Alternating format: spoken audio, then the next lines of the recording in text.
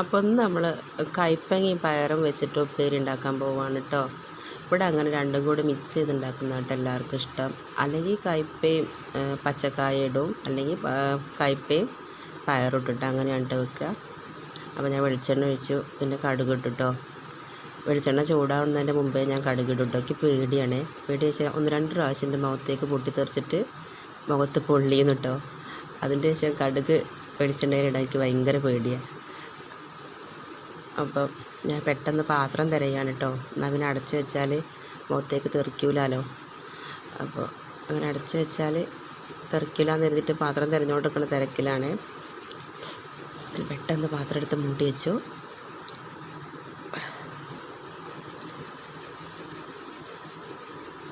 പിന്നെ ഞാൻ മെല്ലെ നോക്കി, പിന്നെ കറിവേപ്പിലിട്ടു.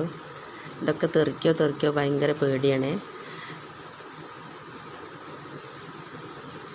നമ്മൾ പറയൂലേ, ചൂടുവെള്ളത്തിൽ വീണ പൂച്ചക്ക് പച്ചവെള്ളം കണ്ടാലും പേടിയാന്ന് അറിയണ പോലെ 1-2 പ്രാവശ്യം തെറിച്ചോണ്ടാണ് കേട്ടോ എനിക്ക് അത്ര പേടി.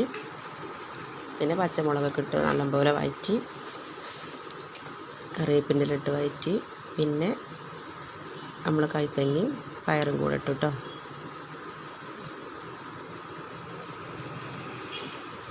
എല്ലാവരും ഇങ്ങനെയൊക്കെ തന്നെയാണോ ഉപ്പേരി ഉണ്ടാക്കുക? എല്ലാവരും ഇങ്ങനെയൊക്കെ തന്നെ ആവൂലേ?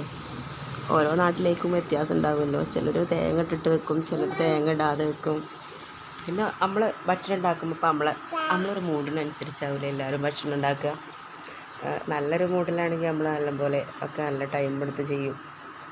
പെട്ടെന്ന് തട്ടിക്കൂട്ടുകയാണെങ്കിലോ നമ്മളിതുപോലെയൊക്കെ അഡ്ജസ്റ്റ് ചെയ്തുണ്ടാക്കൂലേ. എനിക്കിങ്ങനെ ഇതൊക്കെ ഇളക്കി കളിക്കാൻ ഭയങ്കര ഇഷ്ടമാണ് കേട്ടോ.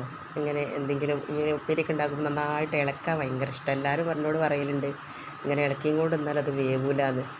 പക്ഷേ ഇങ്ങനെ ഒക്കെ മിക്സ് ചെയ്ത് കൂട്ടാനൊക്കെ ഭയങ്കര ഇഷ്ടമാണ്.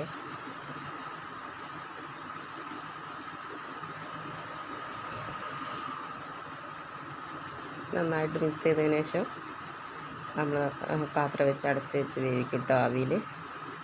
ഇങ്ങനെയുള്ള ഉപ്പേരികളൊക്കെ നമ്മൾ വിറകടുപ്പിൽ വെച്ച് വേവിച്ചാൽ നല്ല ടേസ്റ്റാണ് കേട്ടോ. അപ്പോൾ ഒരു പ്രത്യേക ടേസ്റ്റാണ് അതിന്. ഞാനിപ്പോൾ ഒന്ന് വയ്ക്കാത്തത് ചോറ് നല്ല വേവുള്ള അരിയാണ്. ഏകദേശം ഒരു മണിക്കൂറിൻ്റെ അടുത്ത് വേവുണ്ടാവും.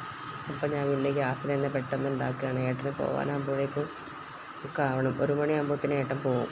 അപ്പോഴേക്കും ഞാൻ ചോറും കറിയും ഉപ്പേരികളൊക്കെ ആവണം. അപ്പോൾ അതുകൊണ്ട് പെട്ടെന്ന് ഞാൻ ഗ്യാസിൽ വെക്കുകയാണ് കേട്ടോ.